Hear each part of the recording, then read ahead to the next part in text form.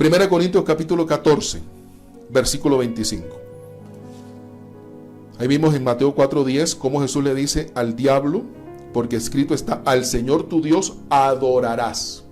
Le dijo a Satanás: al Señor tu Dios adorarás. Solamente Él se merece la adoración. Primera Corintios capítulo 14, versículo 5. Primera Corintios capítulo 14, versículo 25, perdón. Primera Corintios 14, 25. Dice: lo oculto de su corazón se hace manifiesto, y así, postrándose sobre el rostro, adorará a Dios, declarando que verdaderamente Dios está entre vosotros.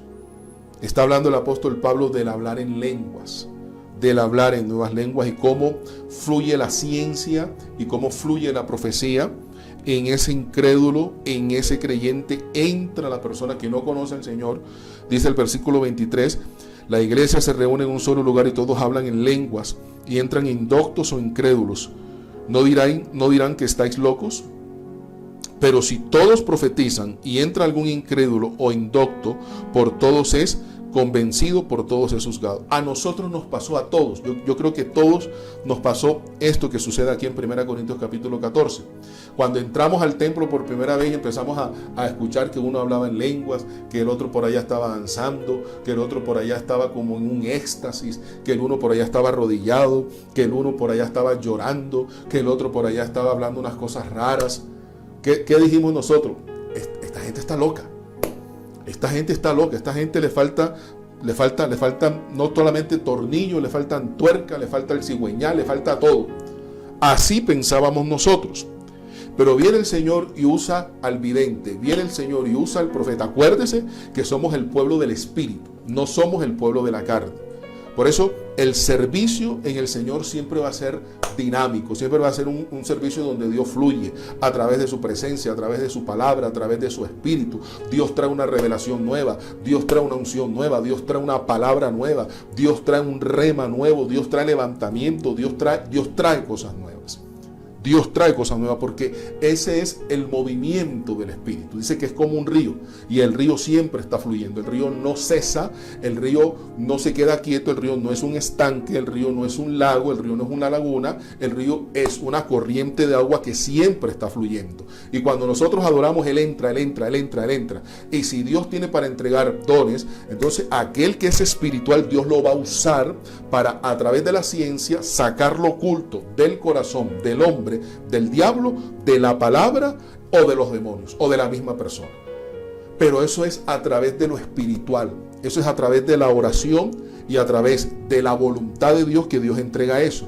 Entonces Dios usa, dice ahí el versículo 4: pero si todos profetizan y entra algún incrédulo o indocto, por todos es convencido. Entonces Dios usa al vidente, Dios usa al vaso, Dios usa al pastor, Dios usa al profeta, a aquel que tiene el don, los dones del Espíritu Santo.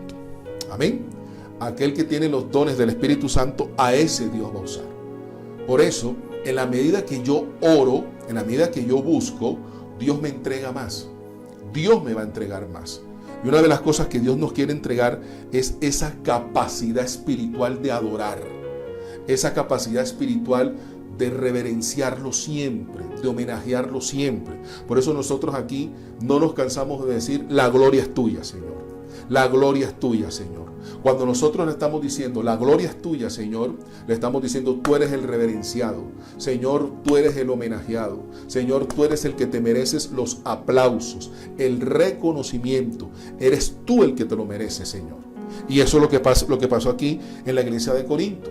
En 1 Corintios capítulo 14, versículo 25 dice: lo oculto de su corazón se hace manifiesto. Entonces Dios usa aquel vaso de una manera especial, de una manera maravillosa. Él ha estado en el secreto, Él se ha llenado del Espíritu Santo y Dios le ha revelado.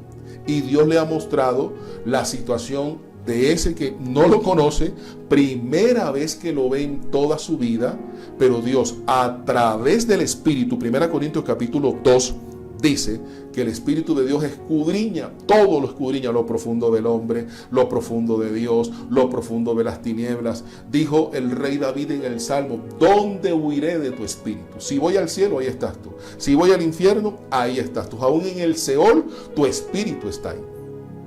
El Espíritu de Dios está en la iglesia y está sobre los instrumentos de Dios consagrados, que le gusta buscar para que Dios también los busque, y lo vamos a estudiar después. Que Dios busca, ¿para qué? Para tocar. Dios busca, dice, busca adoradores en espíritu y en verdad. Buscas corazones que se rindan a Él, que le entreguen su vida a Él, para después Él entregarles nuevamente dones, revelación, para llevarlos a un nivel mayor desde el punto de vista espiritual. Entonces, ¿qué sucede? Dice, versículo 25, lo oculto de su corazón se hace manifiesto, y fue lo que sucedió con nosotros. Llegamos a la célula y Dios usó al profeta, Dios usó al vidente, Dios usó al pastor.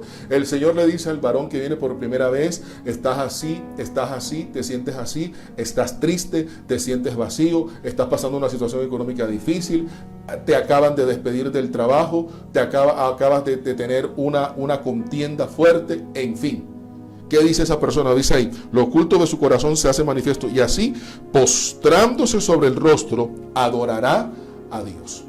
Quiere decir que aquella persona va a reconocer que Dios está en ese lugar, que Dios habla, que Dios habló a través de ese vaso. Por eso es que la gloria no es de ninguno de nosotros. La gloria no es de ningún líder, ni de ningún pastor, ni de ningún vidente, ni de ningún profeta. La gloria es de Él. El apóstol Pablo dice que Él en estos vasos de barro derramó su excelencia. ¿Y cuál es su excelencia? Su Espíritu Santo. Por eso aquí el orgullo aquí no tiene lugar. La jactancia aquí no tiene lugar. Reconocemos los instrumentos de Dios, los amamos, pero aquí al que adoramos, al que exaltamos y al que glorificamos, ¿cómo se llama? Jehová, el Dios de los ejércitos. Vamos a dar un fuerte aplauso a Él, como Él se lo merece a esta hora.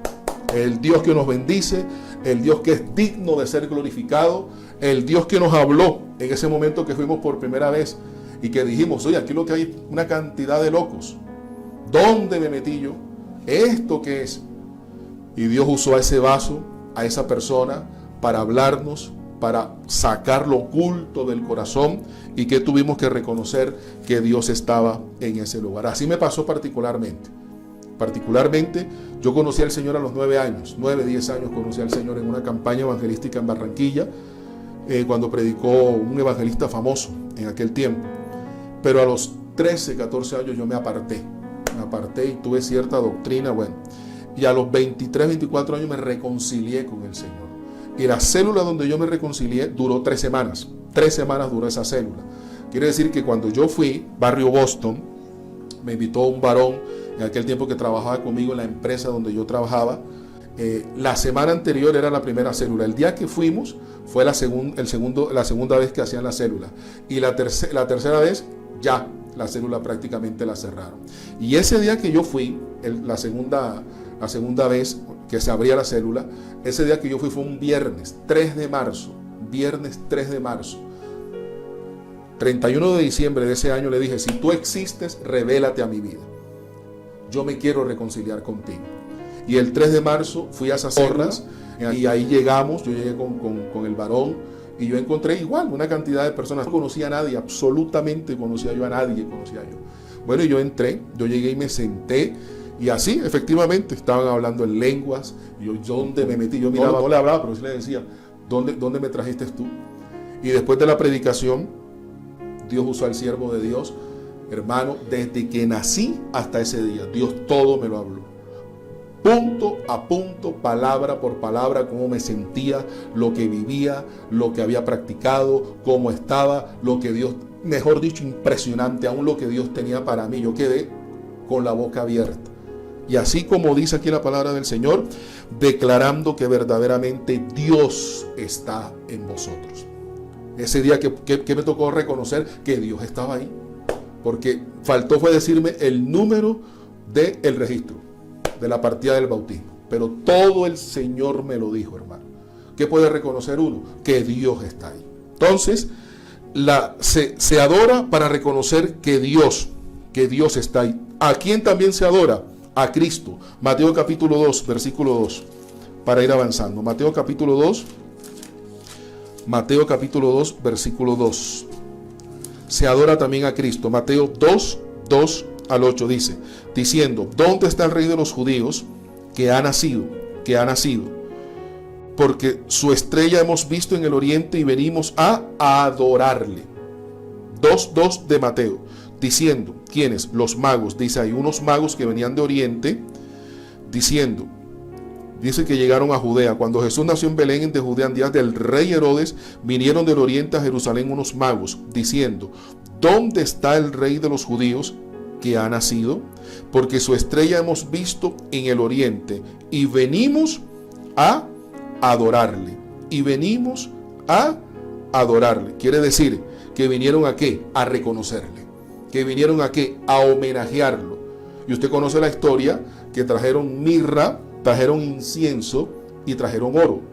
Y en aquel tiempo, estudiando el contexto cultural, en aquel tiempo las personas se desplazaban de un lugar a otro. Por eso es que la reina de Sabá se desplaza de todo el sur del África, se desplaza hasta Jerusalén para reconocer a Salomón, para reconocer la grandeza, porque había escuchado de Salomón. Haciendo aquí un paréntesis, la reina de Sabá prácticamente medio país o todo el país del sur al norte lo atraviesa para llegar a Jerusalén, para reconocer al rey Salomón.